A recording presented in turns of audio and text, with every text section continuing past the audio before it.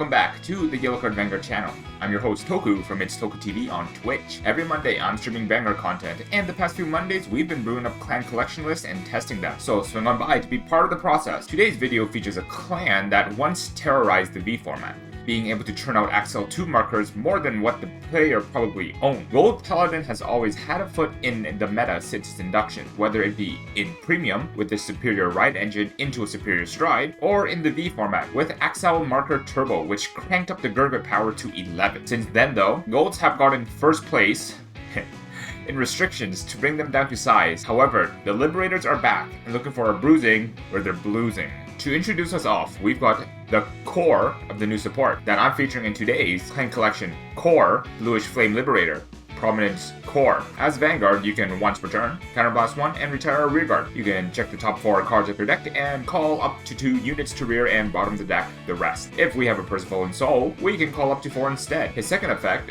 during your turn gives both himself and any rearguard placed plus 3k. Then, if we called an Egglevale and our opponent is grade 3 or higher, Core becomes a base 2 crit. Mind you, the power buff doesn't only apply on deck superior calls, and calling from hand also grants the buff. This card is insane. It might even be a new gold standard. The raw board advantage you get from converting dead cards, distribution of power you get from chained calls is all very good. Now, he may be restrictive in needing both Agabel and Percival. Those two are pretty much a 2-in-1 package and are already both insanely good.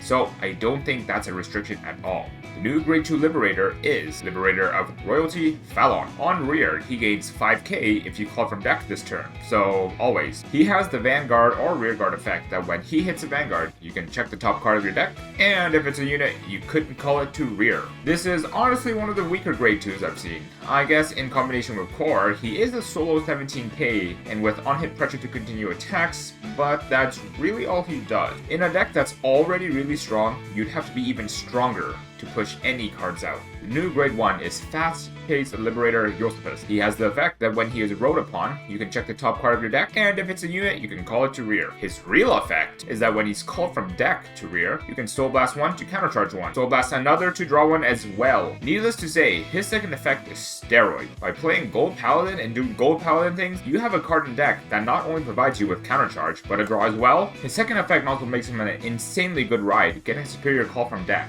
which, even if it is a trigger, you can convert that to even better cards off of Core later on. Then, our grade 3 Heal Guardian, Clarity Winged Dragon. I like this in our deck, as being a 10k body, it makes it an easy attacker in combination with Core, to gain the 3k to hit 13k.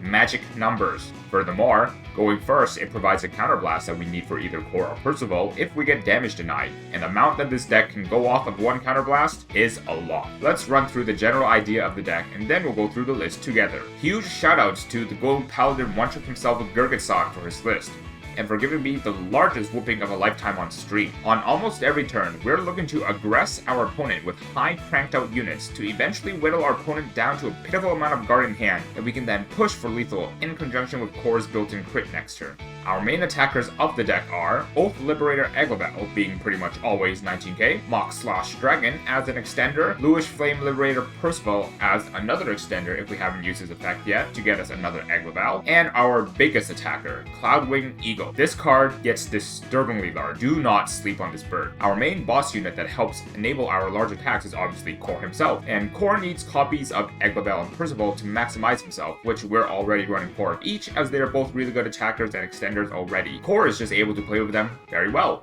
Like with most aggressive attack decks, there are a lot of moving combo pieces you need to find each turn, so we want cards to help find said pieces. We are running Garboduck to help us find our grade 3 pieces, but the Garboduck will also usually always be 13k attacker as well. In conjunction with Core, he becomes a fearsome booster or attacker. We've also got 4 copies of Josephus and Dindrain. Both cards that for Soul Blast can get us a new card in hand or a countercharge if we need it, effectively giving us 8 copies of a cantrip or 8 copies of a countercharge. With respect to both Josephus and Dindrain, those 2 cards together will burn through a lot of soul, and luckily Egglevale does fill our soul quite easily. I still have given our last 3 slots to Black Dragon Knight Vortimer. The grade 2 Vortimer in conjunction with Core's first skill is kind of stupid, honestly. It amounts to soul in your Vortimer, and then you can just check top board. There's no counterblast required because Vortimer will refund it, and there's no really retire because Vortimer will then go to soul himself to fuel the soul that we need for Josephus and the drain. That is all that Vortimer is really in here for, but that's all all we really need him for, since all of our other attackers are already so strong.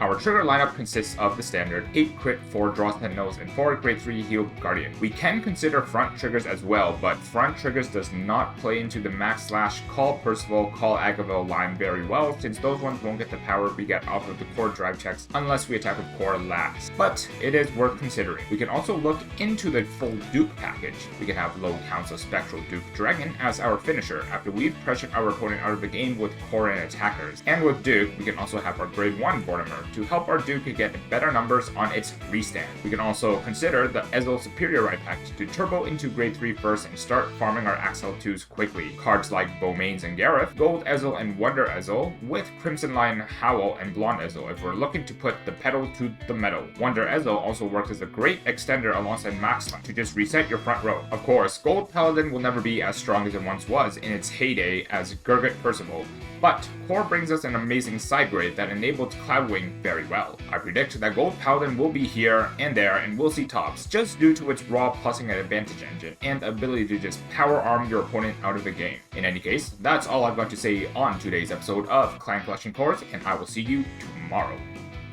Toku out.